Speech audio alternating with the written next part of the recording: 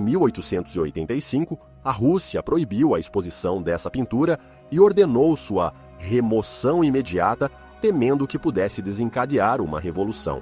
Desde então, ela se tornou uma das pinturas mais polêmicas da história, enfrentando ataques, insultos e até acusações de falsificação da história russa. Em 1913, sofreu seu primeiro ataque, quando um homem atacou a obra de arte, esfaqueando-a 3 vezes, sob o pretexto de que a cena horripilante e retratada não condizia com a realidade e merecia ser destruída. A pintura em questão é o famoso Ivan, o Terrível, e seu filho, pintado por Elia Repin, 1885. Ele captura o momento preciso logo após acabar com a vida de seu filho com um golpe na têmpora em um acesso de raiva. O homem é mostrado arrasado, tendo cometido um dos atos mais atrozes que um ser humano pode realizar, tirando a vida de seu próprio filho. Felizmente, a pintura conseguiu ser restaurada após o primeiro ataque e agora está em exposição pública, embora a controvérsia em torno dela permaneça mais viva do que nunca. No vídeo de hoje, contarei a história dessa polêmica pintura e revelarei por que o governo russo quis proibi-la de ser vista pelo público. Os protagonistas dessa pintura, como o próprio título indica, são Ivan IV Vassilievich, conhecido como Ivan, o Terrível, e seu filho, Ivan Ivanovich. Para entender essa cena, precisamos nos transportar para a Rússia do século XVI, pois foi nesse período que os eventos aqui retratados se desenrolaram, embora a pintura em si tenha sido criada 300 anos depois. O que realmente aconteceu na noite de 16 de novembro de 1581 permanece um mistério. Os historiadores desenvolveram 3 teorias para tentar explicar o que pode ter acontecido e o que levou à morte de Ivan Ivanovich. Na primeira teoria, disse que Ivan, o Terrível, chegou ao palácio e encontrou sua nora, esposa de seu filho, vestida de uma forma que ele considerou inapropriada. Sem pensar 2 vezes, ele a agrediu, irritado com o que considerou uma falta de respeito. O impacto foi devastador, não só fisicamente, mas emocionalmente, pois a mulher estava grávida e perdeu o filho que ainda não havia nascido por causa do golpe. No dia seguinte, Ivan Ivanovich, já profundamente ferido em seu orgulho e cansado das constantes interferências do pai, confrontou o czar. Não era a primeira vez que Tis se intrometia nos relacionamentos do filho. Ele já havia confinado as 2 esposas anteriores do filho em conventos, e essa terceira mulher parecia destinada a sofrer um destino semelhante. A discussão se intensificou até que Tis, o Terrível, cego de raiva, golpeou o filho na têmpora, acabando com sua vida em um instante.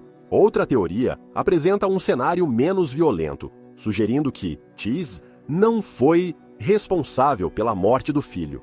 Cronistas russos mencionam uma carta em que Tis se desculpava por não viajar a Moscou, explicando que seu filho estava doente. No entanto, Tis nunca esclareceu de que doença seu filho sofria, e nessa versão, acredita-se que Tis tenha morrido de causas naturais. Essa teoria sugere que a história do assassinato é simplesmente um mito construído em torno da reputação assustadora de Ivan, o Terrível, e do relacionamento tenso que ele tinha com seu filho. Aqui, o drama entre pai e filho poderia ter sido exagerado e transformado em lenda, amplificando a crueldade infame do czar sem base factual. A teoria final, e a que inspirou a famosa pintura de Ilya Repin, conta que Ivan Ivanovich, profundamente comprometido com a honra da Rússia, havia solicitado que seu pai lhe permitisse liderar o exército para expulsar os inimigos do país e restaurar o prestígio da nação. Mas esse pedido enfureceu o czar. Em um acesso de raiva, o Terrível levantou a mão e golpeou seu filho na têmpora, acidentalmente infligindo um golpe fatal. Isso, acidentalmente, deve ser encarado com cautela. No momento em que viu seu filho cair no chão e começar a sangrar, sua raiva desapareceu. O czar empalideceu, pegou seu filho nos braços e, cheio de arrependimento, gritou em agonia: "Matei meu filho." Solução: ele se agarrou desesperadamente à vida que havia tirado. Essa teoria mostra um lado mais humano de Ivan, o terrível, revelando o remorso e o amor que ele sentia profundamente pelo filho. É essa versão final que Repin capturou em sua obra, capturando o momento doloroso do desespero de Yvonne, como podemos ver claramente na expressão que ele pintou. Agora, a grande questão que permanece é: qual dessas teorias é a correta? Bem, recentemente, evidências sugerem que nenhuma dessas teorias está realmente correta, mas esse é um tópico que discutiremos um pouco mais adiante.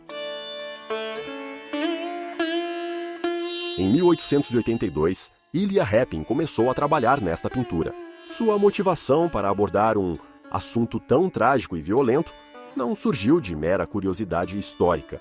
Em vez disso, foi impulsionada pelo contexto traumático que ele vivenciou em primeira mão. Pouco antes de começar esta pintura, Repin testemunhou eventos devastadores, incluindo o assassinato do czar Alexandre I, um ataque que impactou profundamente toda a Rússia. Esse incidente não apenas abalou a estabilidade do império, mas também deixou uma marca indelével em Repin, que testemunhou a execução pública dos perpetradores e cúmplices do ataque. A imagem dos condenados com uma placa no peito dizendo "Reside" ficou gravada em sua memória, destacando a brutalidade com que a justiça respondia aos crimes contra a monarquia. Em um momento tão sombrio da história russa, Repin decidiu explorar a figura de Ivan, o Terrível, outro líder marcado pela tragédia e violência, retratando uma cena que ocorrera 300 anos antes, mas que ressoava com a morte recente de Azar. Repin menciona em suas memórias que a brutalidade da pintura também foi inspirada em eventos que ele testemunhou durante suas viagens pela Europa Ocidental, como touradas. Foi lá que ele desenhou nas poças de sangue na areia para transmitir o impacto emocional da cena, usando o sangue para enfatizar o sofrimento e o remorso de Ivan IV enquanto ele embala seu filho moribundo. A obra foi um desafio emocional e técnico, e sua criação lhe causou grande angústia. Ele chegou a ficar decepcionado e decidiu esconder a pintura dos amigos. Repin começou a pintar essa obra em 1882. Nesses esboços iniciais, já podemos perceber como Repin pretendia focar na intensidade do olhar de Ivan, cuja dor e desespero, após o ato irreversível de matar o próprio filho, eram o cerne da cena que ele pretendia capturar. Um elemento central desses esboços, que acabaria sendo integrado de forma proeminente à obra final, é o cetro de Ivan. Esse objeto não é uma coincidência na composição. Em duas das teorias que sugerem que Ivan cometeu o assassinato de seu filho, é mencionado que o Tsar usou o cetro para golpear seu filho na têmpora, um golpe fatal que resultou em sua morte. Por essa razão, Repin incluiu o cetro em todas as versões da cena. Nos esboços iniciais, ele é segurado pelo Tsar, enquanto na versão final, ele fica descartado no chão. Nesta versão final, Ivan se limita a segurar o corpo de seu filho, que está morrendo em seus braços. Talvez Repin tenha buscado intensificar o drama da cena, focando no remorso, em vez do crime que acabara de ser cometido. A pintura foi exibida pela primeira vez em 1885, gerando reações polarizadas entre o público e a crítica. Alguns, como o amigo de Repin, Ivan Kramoy, que mencionamos no vídeo anterior, a consideraram uma verdadeira obra-prima. Kramoy viu na pintura uma representação magistral da angústia e da tragédia humanas, apreciando a capacidade de Repin de capturar um momento de devastação emocional com tamanha intensidade. No entanto, nem todas as reações foram positivas. Um dos críticos mais veementes foi Konstantin Pedovsky, um influente conselheiro do Tsar e um ferrenho defensor da ortodoxia e dos valores tradicionais na Rússia. Pedovsky descartou a pintura como pura fantasia e se opôs fortemente à sua exibição pública, argumentando que retratar Ivan, o Terrível, em um ato tão brutal era inapropriado.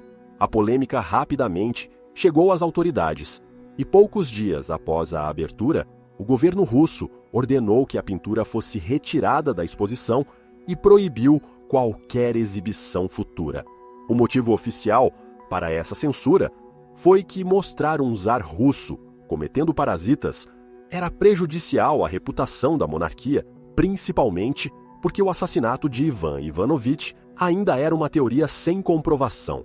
A obra se baseava na terceira teoria em torno da morte de Tsarovich, mas não havia evidências conclusivas que justificassem tal traição. A proibição foi um golpe para Repin, que havia passado anos trabalhando na pintura para capturar a complexa relação entre pai e filho e a tragédia de Ivan, o Terrível. Meses após a proibição inicial, a pintura foi reexibida graças à intervenção de Alexei Boголюбов, um pintor próximo à corte imperial. Por meio de suas conexões, Boголюбов conseguiu convencer as autoridades a permitir que as pinturas fossem exibidas mais uma vez. No entanto, essa decisão não acalmou a polêmica. Os setores mais ortodoxos da Rússia continuam desaprovando a representação de um czar em um ato tão violento e desesperado. Desde então, a pintura é vista como amaldiçoada devido aos repetidos ataques que sofreu.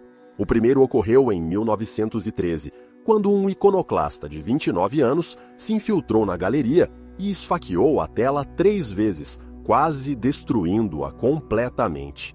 Felizmente, Repin ainda estava vivo e supervisionou pessoalmente a restauração, embora o ataque tenha deixado uma marca profunda na história das pinturas. Tragicamente, o curador da galeria, que guardava a obra, ao saber da notícia dos danos, tirou a própria vida pulando na frente de um trem, um fato que aumentou a mística sombria em torno da peça. O segundo ataque ocorreu há relativamente pouco tempo, em 2013, quando a pintura, mais uma vez, se tornou alvo da fúria de um visitante.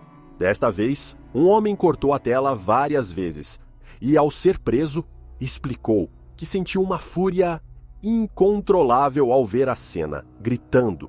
Ivan nunca matou seu filho. Ele atacou a pintura como se estivesse defendendo a imagem de czar. Felizmente, os cortes não eram muito profundos, o que facilitou a restauração. Como mencionei no início deste vídeo, nenhuma das 3 teorias que discuti anteriormente pode ser verificada. No entanto, há alguns anos, a Rússia conseguiu determinar o que pode ter causado a morte de Ivan, o Terrível filho. Em 1963, uma comissão foi nomeada para realizar uma autópsia nos restos mortais de Ivan, o Terrível, e seu filho.